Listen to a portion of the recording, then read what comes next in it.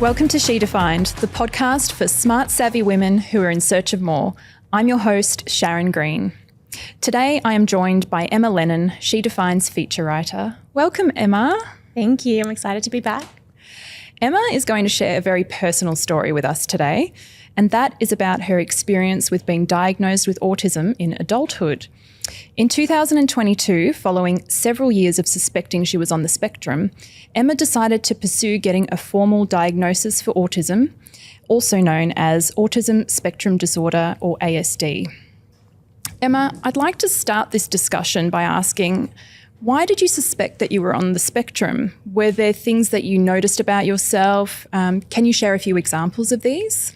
Absolutely. I think that there were very early signs, but they were quite easy to dismiss or sort of explain away with other things. But you're right. It's there were quite a few signs, and it definitely is a spectrum. And I just want to sort of, start by saying that I can only ever speak to my experience. So anything that I share is about my lived experience, and it doesn't necessarily apply to anybody else that might be on the spectrum. But for me, looking back, the main signs were actually in my social life. So I was having quite a lot of difficulty adapting to my social environment, particularly in my early childhood and my sort of beginning of my school life, particularly unstructured social time. So I would be quite fine in the classroom, but I remember all of my peers in my class would be really excited for recess and lunchtime. I dreaded it. I wish I could stay in class where there were rules and things made sense. I did not make friends easily, and I really didn't understand why or what I was doing wrong. And I just felt like I was feeling certain things that it didn't seem like my peers were feeling. I had really intense empathy, particularly for animals, to the point that it was quite distressing. And there'd be certain sensory things like the feeling of particular types of cloth or particular types of complex noises that would really set me on edge. And I just felt like I was so different from everybody that I was growing up with, but I had no idea what autism was, and it never even crossed my mind that that was what was going on. Yeah, and as you say, it is a spectrum, and so I don't mean to sound ignorant with this next question, because I would never have suspected someone like you as having autism. You seem very well functioning. Our communication has been great in terms of how we work together.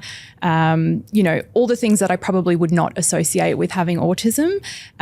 So I guess, does that show that it sometimes cannot be that obvious? Exactly right. And I hear this a lot, actually, when I do share it with people, particularly people I might know not as deeply intimately or within a very specific context. So particularly in a work context, it doesn't often come up that much, but I do get that response when I share this pretty frequently. And as you said, it is a really important reminder that autism is not necessarily something that you can see or that looks the same on one person as another.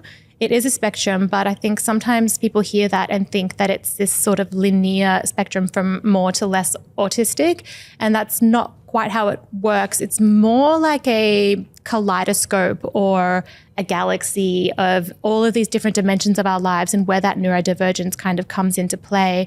And it looks very different for each person. So it might be, two people might have the exact same diagnosis and just have completely different presentations and how it affects them and how they have learned to cope with it. So each of us have our own constellation, I suppose, of how the autism affects us. But I think you're right. It's something that we do have a long way to go in terms of understanding how complex and diverse it can be. I think we've made a lot of progress, but there's still a very stereotypical view of what an autistic person looks like and how they behave. And one of those stereotypes is that we're not very sociable or not particularly well adjusted. And I think I understand why people are surprised by it, but I also think that it just shows we have a lot more to learn and understand. I never take offense at that response. I think that it's people just genuinely trying to be curious, and we don't have a lot of widespread information about autism, particularly in women.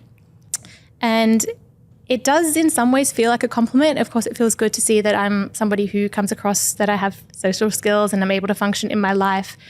But it's also, it does kind of make me have some confusing emotions, because in some ways it's a reminder of how good I've gotten at hiding the parts of me that I worry aren't acceptable or will make me seem too different. because I have had this for my whole life, and whilst I only had the language to describe my experience recently, I always knew that something was different about me, and I was afraid of what would happen if I fully let my guard down and showed those parts of myself.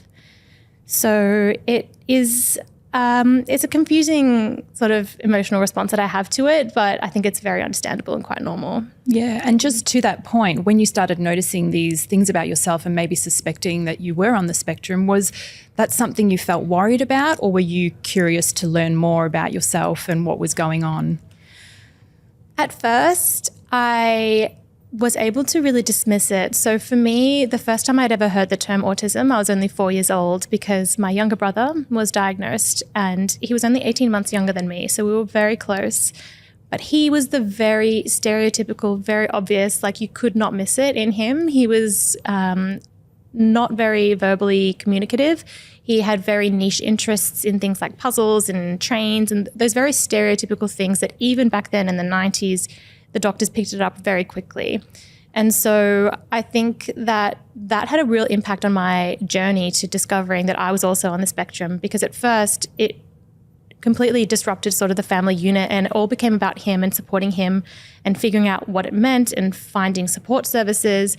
My parents were completely overwhelmed, and I do think that that had a big impact on their ability to notice that I was also struggling. At the same time, as much as I knew something was different about me, I had this picture of my brother as this very sort of stereotypical view of an autistic person. And I would look at him and think, well, I'm not like that. So it can't be something that relates to me as well, because I have verbal communication and I'm struggling at school, but I have a couple of friends and I guess, you know, there must just be something different that is going on with me. And because my parents were struggling so much, they didn't really have the time to sort of invest in my struggles because they seemed quite minor on the outside in comparison. And that wasn't really the case. It was more a sense of, I had learned from an early age that I needed to find a way to hide how I felt because I felt like it would make me more safe and more acceptable. And I also really feared being a burden on my parents because they already had so much going on. So I got really, really good at finding coping mechanisms. And this is a story I hear from many other women on the spectrum that I've connected with since being diagnosed. They are always telling me that, yeah, they got really good at what's called masking, which is when you sort of just learn to hide your autistic traits to be able to make sense of the world or to fit into your social environment more easily. And women tend to be very good at this. And it's partly because women in general are expected to be quite accommodating and friendly and make other people feel comfortable and be quite attuned to their social environment. So I think that that's a big part of why I'm able to function socially the way I do now. But at the same time, it kind of meant that my parents thought I was doing a lot better than I was. And it's a really common trope. I think it's something called like the golden child to overachieving adolescent to burnt out, chronically ill autistic woman pipeline, because eventually the energetic cost of masking and trying to keep everything under control catches up to you. And that happened to me in my 20s. And I reached this breaking point where I eventually realized I couldn't continue the way I was. And this was still before I had the language to explain what was happening with me. I just knew I was exhausted and I was just really not functioning or coping well anymore. Yeah. Now I want to talk about the diagnosis process. What was the thing that made you decide, hey, I need to go and get a formal diagnosis? Was there a breaking point, or was it just something that kept nagging at you? Like, what was it that finally made you decide to go and get formally diagnosed? There was so much happening at this point. So when I eventually actually began the process, it had been about 2 years into the pandemic. So I had a lot more time to sit at home and think about what was going on with me.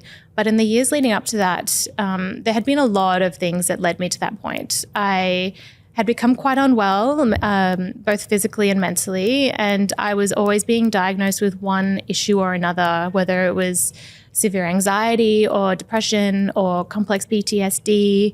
I also had a pretty severe eating disorder that continued to rear its head when my life would get stressful, and it had gotten to the point where I was struggling to maintain my employment, my relationships were suffering.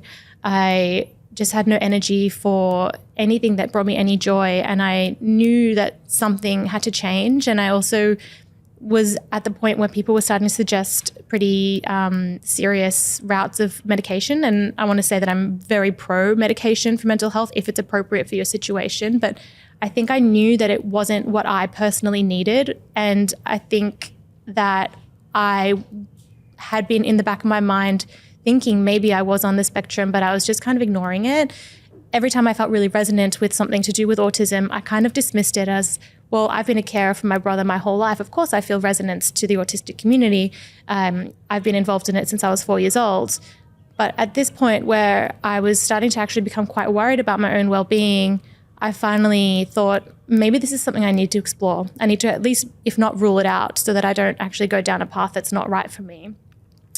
And at the same time, I had been working in the disability sector for about 10 years, and I was learning a lot more through my work about autism in women and how it presents very differently and how underdiagnosed it actually is. And that sort of just prompted me to think about it even more. So I eventually decided, okay, I'm someone who needs certainty. I need this external validation. I need someone to tell me that I'm not exaggerating my experience, which is ironically one of my main autistic traits is I really need things to be certain. I hate ambiguity. I would rather someone insult me to my face than try to be polite and be quiet. And I needed a doctor to sit me down and say, yeah, this is you. This is what's going on with you. And this is why you've struggled so much your whole life. I also actually thought about it in the terms of I knew my work life wasn't sustainable at this point. I knew that I was going to have to change the way I had been coping and living. And I thought that there might be a chance that I might need to access support funding. And you need a formal diagnosis in order to access support funding in Australia. So there was a lot of things that eventually led me to make the decision to start the process. It still wasn't an easy decision, but it kind of I just reached my breaking point. Yeah.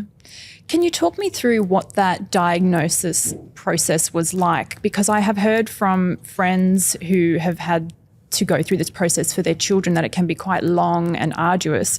Was that the case for you? Are you able to just obviously speak from your own experience? Were there any particular steps involved, or what did that process look like? Yeah.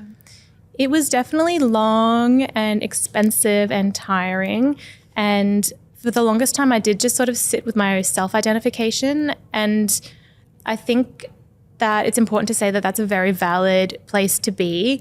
It is hard to access a diagnosis, and there are people who have very valid reasons for not doing so. Perhaps it's completely unaffordable, or they might have very real and valid concerns about their safety or acceptance in their communities were they to be diagnosed. So if anybody was listening and they're self-identified, I would never want to invalidate that.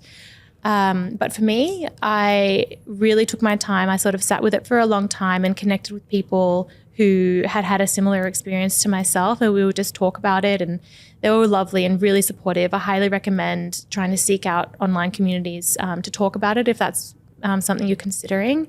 But eventually I got a referral from my GP, and I think I put it in my drawer, and I didn't look at it for 6 months.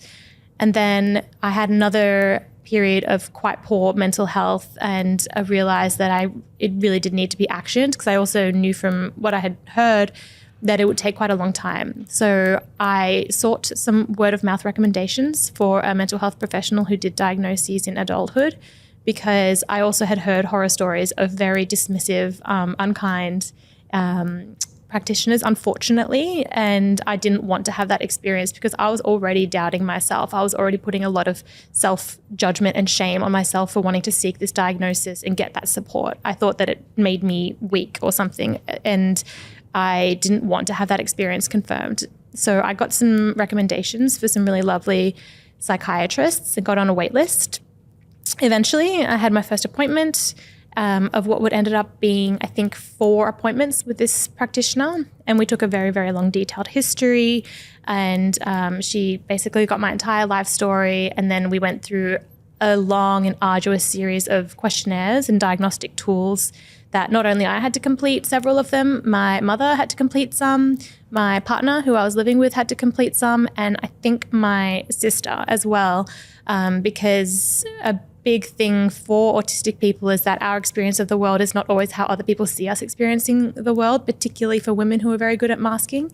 So we did months of questionnaires and going through history, and it was actually quite traumatic in some ways because I thought that I was hiding it really, really well. I thought it's like nobody would ever know. And then talking to my mom, she was like, yeah, you never really showed any emotion. And I was like, I was so emotional. I felt things so deeply, and it was very shocking to hear that people saw me as this quite monotone, in control, calm, cool, collected person. And I was like, it was really interesting because I thought I was hiding it much better than I was. And I was relieved that I wasn't making it up in my head that I was struggling. But I also kind of thought, I felt almost like I had failed to minimize myself as a burden in some way, which it was just a very confusing process. And eventually had my final appointment. She sat me down and she showed me all these graphs of where I had tracked, and I saw everything that I had always known on some level there in black and white, there in numbers. And it was quite overwhelming. I can imagine, yeah. So how long would you say that entire process took from the moment that you started engaging with a professional to actually getting some answers? From memory, I think it took me about 4 months. And when I got that report, I think I spoke about it to almost no one besides my partner for another 4 months or so. Wow. Yeah. And has getting that diagnosis been helpful for you? Like, has it helped you to understand yourself much better? Yes, it has. It definitely started to give me the language to start telling people about my experience, because I did really second guess myself, even after years of sort of deliberating about what I had been experiencing.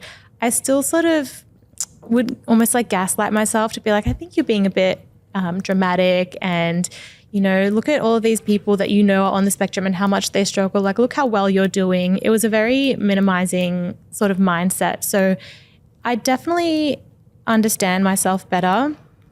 But at the same time, there was still a really confusing influx of emotions, because I realized that I was going to have to start living more authentically as an autistic woman, and that I needed to admit that I actually need support in some areas of my life. And there was some feelings of shame that came up with that. I think partly because I prided myself on not really needing anyone and always being very self-sufficient. And I think women in general are told that our role is to be self-sacrificing, and we're supposed to give and take care and not need to take or receive care in that same way. And it was just, it was a lot to process for sure. Yeah. And so you received your diagnosis when you were about 30 years old. Was there any frustration on receiving a diagnosis so late in life? Like, would it have been helpful for you to have known earlier? I'm curious to know what your experience of receiving a diagnosis in adulthood has felt like. I felt so many things all at once. And when I was reflecting on it, it was like it happened yesterday, just on an emotional level. I don't remember the words that were spoken or what actually happened, but I remember feeling this intense relief that I had an explanation for the things that I'd been experiencing. I also felt extremely sad because I thought about how my life might have been different if I had known, and if I had been able to ask for support with the things that I needed, and what I might have been able to achieve if I hadn't been so ashamed of the ways that I was struggling and so focused on covering them up that I didn't connect with people on a deep level, because I think that takes a level of vulnerability that I was just not willing to participate in, because I was already constantly being told that I was weird, that I didn't fit in, that I was a try-hard. And I remember hearing those things as a young person, being like, yeah, I am trying very hard. This world is very confusing to me. Why is it an insult that I'm trying? Because I don't understand why I don't fit in. So it was very sad. I also felt sad for other women who I knew would probably be going through the same experience right now. And as much as I didn't have some of the support I would have liked, I also know that in many ways I was very privileged. So I felt sad about that. But I also felt excited in a way of being able to just have this explanation and what it might mean for me and being able to connect with people on a more authentic level. And I was frustrated. I was also a little bit angry. I think anger gets this bad reputation as a negative emotion, but I'm trying to see it as the self-advocate part of me that knew that my parents didn't deliberately neglect me. They didn't want to hurt me, but the anger part of me knows that I needed more support. And there were times when I needed compassion and understanding, and instead I was blamed and judged and neglected. And so I felt all of the feelings upon getting the diagnosis. Yeah, totally understand why you'd feel anger. That's so normal. Yeah. You talked about needing more support. Are you comfortable sharing with what that looks like, or what are some examples of that kind of support that you need now? Yeah. I think a big thing that has had to change is the way that I work.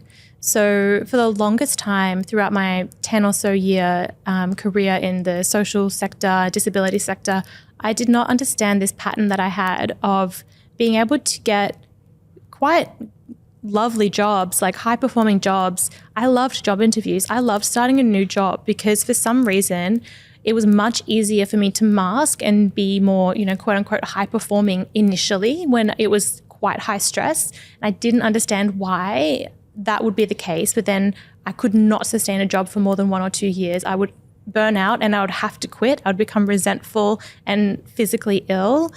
And I just didn't understand why. And now, looking back, I think that the stress of starting a new job, I was almost like intoxicated with it. It gave me this energy because we talk about cortisol, the stress hormone, as a really negative thing. And too much obviously is not good, but it also is something that our bodies evolved to give us energy to rise to meet a challenge. And so I think my theory is that when I'd start a new job, I'd be so stressed that masking and pretending to not have these struggles was easier because I had this like cortisol boosting through my veins and giving me all this adrenaline. And then a few weeks or a few months into the job, when I would start to relax, that's when most people would start to find the job a bit easier.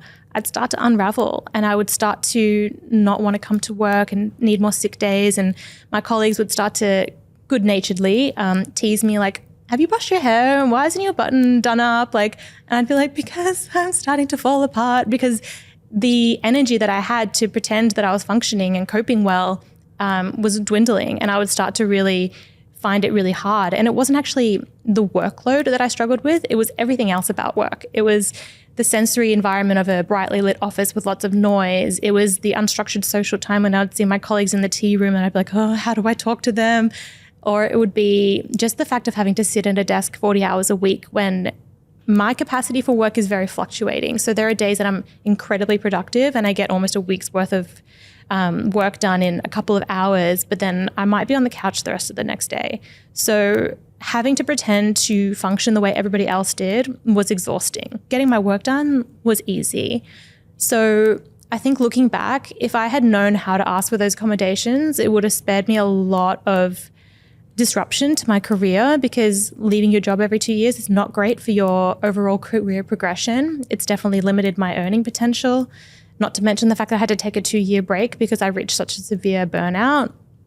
I think work is one of the biggest things that has had to change, and I earn a lot less than I do than I used to. And some of my friends even like, you don't seem to have a lot of workouts. I'm like, if only you knew like how much I used to overwork to try to keep up. But yeah, work is a big one, and also relationships. I think that I had to work really hard to understand social cues, and there'd been many times when I thought somebody was my friend and they were actually my bully. I just didn't realize. But vice versa, sometimes I've been told that somebody was really trying to make an effort to connect with me or even flirting with me, and I had absolutely no idea. I'd just be like happily oblivious in my own little world. So relationships and work life, I think, were the 2 areas of my life that I really realized it was affecting me. Yeah. Yeah. And so you're about 2 years sort of post-diagnosis now. Where are you at with it now? Are you feeling more comfortable with it? I mean, you've obviously recognized you need to work in a more flexible way. You need to come at your relationships from a different angle. Are having these sorts of coping mechanisms now making life feel a bit easier for you to manage that diagnosis? I think that I struggle with the same things the difference now is that I don't layer it with this additional challenge of self-judgment or blame. And I have the language to ask for what I need and what is happening with me. So looking back, I had periods of meltdown or shutdown my entire life, but I didn't know what they were called. So there were times when I was just completely sensorily overwhelmed, where people would be like, what is she doing? Like, why is she being so dramatic? Is she like trying to get attention? Is she being manipulative? And I believed these things because I didn't have an alternative explanation. And now with people I feel comfortable and safe with, if I come home and I'm overstimulated and they're trying to talk to me or engage with me, I can say, I'm overstimmed, please. And they'll be like, oh, okay, she just needs like 5 minutes. Like, just leave her alone. She doesn't hate us. She's not being rude. And so that has been the biggest thing, just being able to tell people I trust what's going on with me and what I need, and giving myself grace for the things that I struggle with is really a game changer. It's hard enough without expecting myself or, hating myself for not being able to function the way other people do. I need to do some things differently than other people, and that's all it means. And it doesn't make me lazy or unmotivated or a bad person.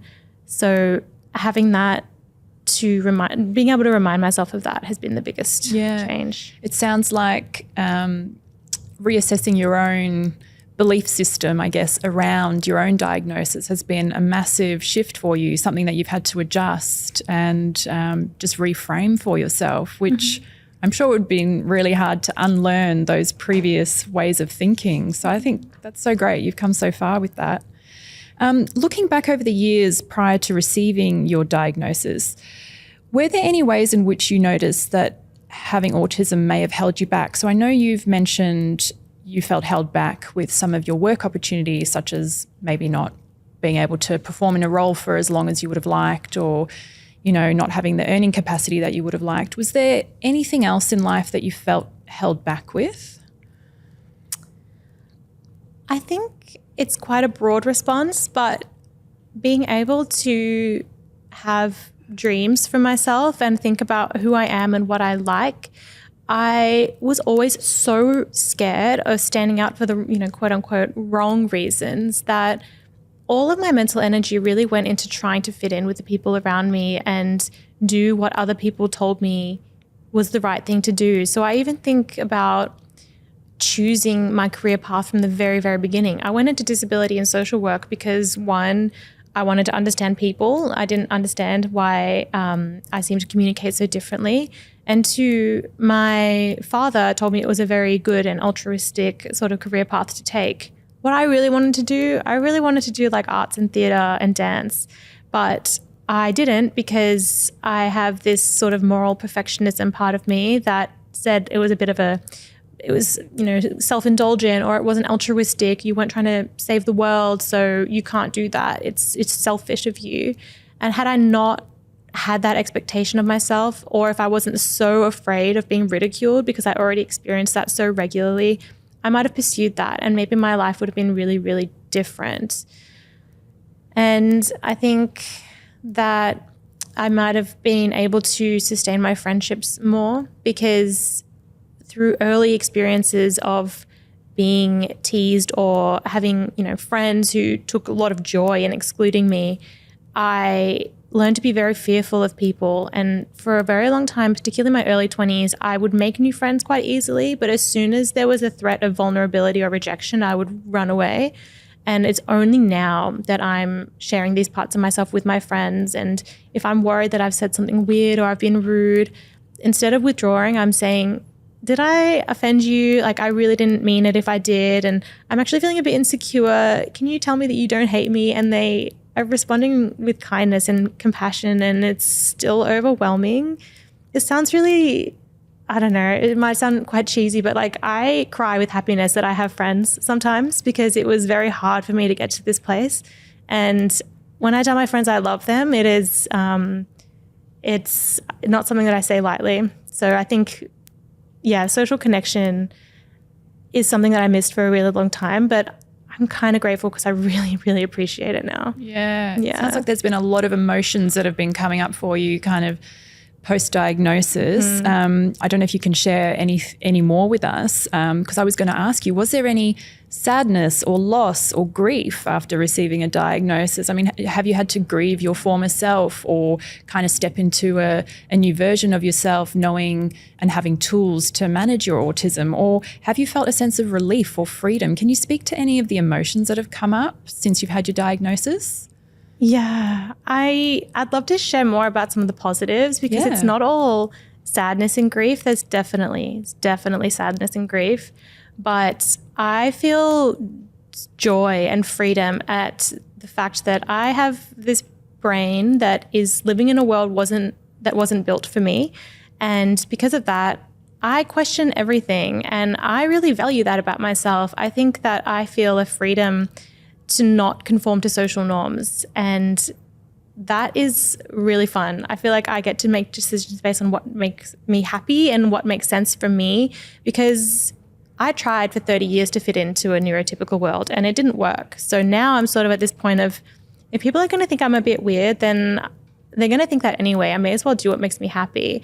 And so I feel a lot of freedom in doing what I want and being who I am and being authentic to how I feel. I'm a very sensitive, deep thinker. I overthink everything. It's not that fun. I don't know if I recommend it, but there are positives to it as well. I had a friend just this week actually tell me that they immediately felt so comfortable and safe with me because I really listen to the things that they say, but also the things that they don't say, and that I make them feel incredibly seen. And it was the most beautiful compliment I think I've ever gotten, because I went a long time feeling very unseen. And now I think part of my ability to pick up on social cues is because I practiced so hard for so long. I didn't know how to do it intuitively. It's like I was studying how to be a human. And now I do think that I really pay attention to people. I'm very interested in people. I want to understand them. Even if we don't agree, I want them to feel like I genuinely care. And it's very authentic. I really do care deeply about people.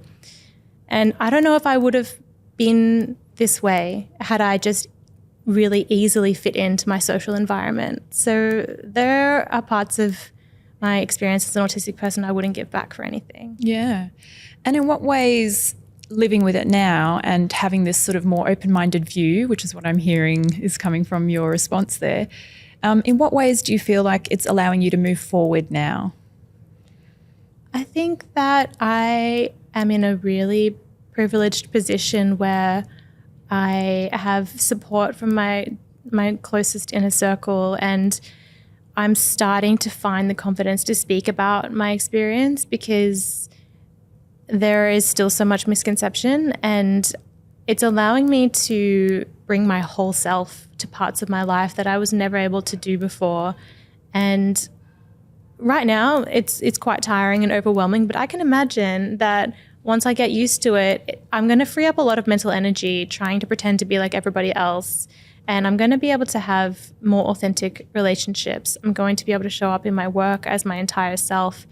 And I know for me, seeing people do that, seeing people who didn't fit the mold of a stereotypical autistic person, or seeing autistic women who are successful and thriving, really gave me hope in the times when things seemed very dark. So I don't know how I feel about the trope of all trauma is, fodder for inspiration, but I'm trying to transform what was a pretty difficult childhood into a pretty hopeful future, and that is pretty exciting.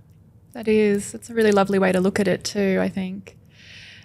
Just in closing, because there might be other women out there who suspect that they may be on the spectrum themselves but haven't investigated a diagnosis yet, what advice would you give to them if they are considering getting a formal diagnosis? I would say to trust your gut, trust yourself, and if you feel that something is different about you, then you are probably onto something. And to be cautious of your mind, because our mind is a very conditioned thought-making machine, and those thoughts aren't always facts. Sometimes we might dismiss ourselves with thoughts or rationalize, because that's what the brain does. But if you have a gut instinct that something is needing attention, listen to that, but also give yourself time. I took a long time to be ready, and it's different for everyone. And you might even be someone who knows and wants to self-identify, but you may never want to or be able to access a formal diagnosis. And I'd want to say that you are still valid. And if you are still unsure of whether you want to proceed, seek community, seek support from other people in your situation online. There are so many social groups, support groups, forums where you can connect with other autistic adults or autistic questioning adults. And it's a very validating and supportive space most of the time. I can't speak to all of them. I wish I had done it earlier. I was actually quite nervous when I first started accessing these online spaces because I was worried I'd be met with gatekeeping or people saying, "What are you doing? You don't belong here. You're not autistic enough." And that was the opposite. So many people that I met were so validating and just embraced me and said, however you decide to progress on this journey, like, we're here for you and we see you. And there were so many people so similar to me and people that were so different to me, and they all connected on this, and it was really game-changing for me. And I just wish I had done it earlier. So I would seek support and community as well. Yeah, that's a great tip. Is there anything else you'd like to share about your experience with being diagnosed with autism? Probably just that please don't take anything that I've said and apply it to anybody else, because one thing that is quite frustrating is being painted with the same brush. There's a saying that if you've met one autistic person, you've met one autistic person. We're not a monolith, and our experiences are all really unique. And obviously I'm not a mental health professional or a neurologist or a researcher. So this has been my lived experience. And if you want to know something about another autistic person, just ask them, because I love talking about it now, so they probably will as well. Well, Emma, thank you so much for being vulnerable with us today and sharing such a personal story. I'm sure it will help so many other women out there. So again, thank you. Thank you for the space to talk about it. Thanks so much for joining our discussion today. If you found this episode interesting, please be sure to hit that subscribe button or leave a comment or review. I've been your host, Sharon Green, and you can learn more about She Defined at shedefined.com.au.